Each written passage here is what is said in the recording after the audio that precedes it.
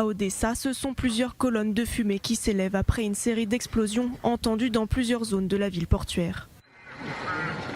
L'armée russe desserre son étau sur la région de Kiev, permettant aux forces ukrainiennes de reprendre du terrain.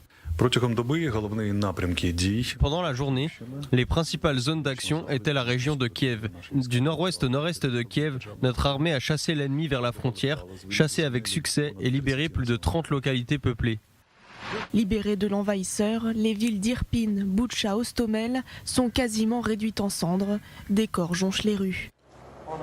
Plus de 300 corps ont été retrouvés dans les rues après la libération de la ville, théâtre d'un véritable bain de sang. L'ambassadeur d'Israël en Ukraine dénonce un crime de guerre. Je suis choqué par les images provenant de la ville de Boutcha. Le meurtre de civils est un crime de guerre et ne doit pas être accepté. À Boutcha, une fosse commune a même été creusée, des tombes de fortune improvisées dans les jardins. Sur ces images, un véhicule ukrainien qui tente de se frayer un chemin entre les mines explosives laissées par les Russes sur cette autoroute à la sortie de Borodyanka. Sous pression, quiconque souhaite quitter la ville devra ainsi slalomer entre les bombes. Pas de déclarer sa victoire le 9 mai.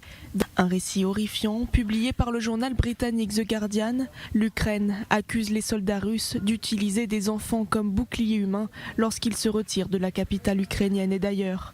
Des quarts d'enfants auraient été placés devant des chars dans le village de Novi Bikiv, près de la ville encerclée de Tchernihiv, à 160 km au nord de Kiev. L'affaire ferait l'objet d'une enquête par le procureur général du pays. Portuaire. Les pourparlers de paix se poursuivent. Le négociateur de Kiev a déclaré samedi que Moscou avait verbalement accepté les principales propositions ukrainiennes.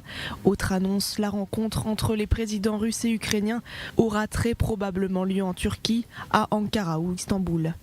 Quant au statut neutre de l'Ukraine, il sera voté par référendum. Si l'issue du vote est contre, ce sera le retour à l'état de guerre, selon le négociateur ukrainien.